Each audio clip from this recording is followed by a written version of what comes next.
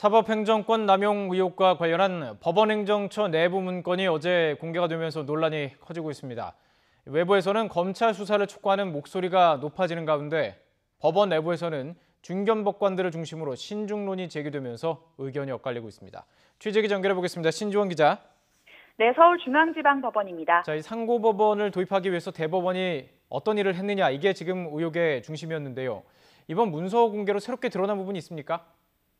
네, 이번에 공개된 문서에서는 상고법원을 도입하기 위해 대법원이 청와대의 뜻을 반영하려던 정황이 다수 확인됐습니다. 무엇보다 상고법원 판사에 대한 지명권을 청와대에 제공할 수 있도록 협상안을 모색했다는 부분이 눈에 띕니다. 일반 법관 임명은 대법원장만이 할 수 있는데 일부 제도를 개선하고 청와대 비공식 접촉을 통해 사실상 법관 인사에 대통령 의중을 반영할 방법을 모색한 겁니다. 또 상고법원 도입에 실패할 경우 진보 법관들이 대법원에 진출할 수 있다며 청와대에 우려를 전하기도 했습니다. 그러면서 내부적으로는 상고법원 도입에 반대하는 판사들에 대해 별도 동향을 파악하고 설득 방안을 마련한 것으로 드러났습니다. 이 밖에 정치적으로 민감한 사안에 대해 구속영장 발부 여부를 협상 카드로 사용했다고 의심할 만한 정황이 드러나기도 했습니다. 지난 2015년 친박 실세들에게 불법 정치자금을 제공했다고 주장한 이른바 성완종 리스트 사건과 관련해 정치 수사로 법원의 부담이 예상된다며 6월 임시국회까지 영장의 적절한 발부에 관심을 가져야 한다고 기록한 겁니다. 법원의 고유 권한까지 협상 방안으로 삼았다는 논란이 제기되는 가운데 일각에서는 아직 공개되지 않은 나머지 문건들도 모두 공개해야 한다는 목소리가 나오고 있습니다.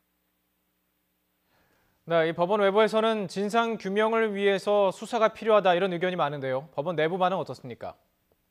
아무래도 중견급 판사들과 일선 판사들 사이에 온도차가 있습니다. 사법부 구성원으로서 책임감을 통감한다는 입장은 같지만 특별조사단 문건 전체 공개와 검찰 수사 필요성에 대해서는 의견이 엇갈리는 겁니다. 서울고등법원 부장판사들은 어제 임시회의를 열고 조사 결과 무겁게 받아들인다고 밝혔지만 형사 고발로 이어질 경우 법관과 재판의 독립이 침해될 수 있다며 깊은 우려를 표했습니다. 앞서 서울중앙지방법원 부장판사들은 수사 필요성 여부에 대한 뜻을 모으지 못하고 책임을 통감한다는 수준에서 결의를 하기도 했습니다. 반면 단독과 배석 판사들은 지난 1일부터 전국 각지에서 임시회의를 열고 검찰 수사를 촉구하는 한편 의혹을 둘러싼 문서 전체를 공개해야 한다고 결의했습니다. 어제 사법발전위원회 간담회에서도 수사가 불가피하다는 대다수 의견이 제기된 가운데 양승태 전 대법원장에 대한 시민단체와 법률가 단체의 형사고발이 잇따르면서 실제 검찰 수사로 이어질지 관심이 높아지고 있습니다. 지금까지 서울중앙지방법원에서 YTN 신지원입니다.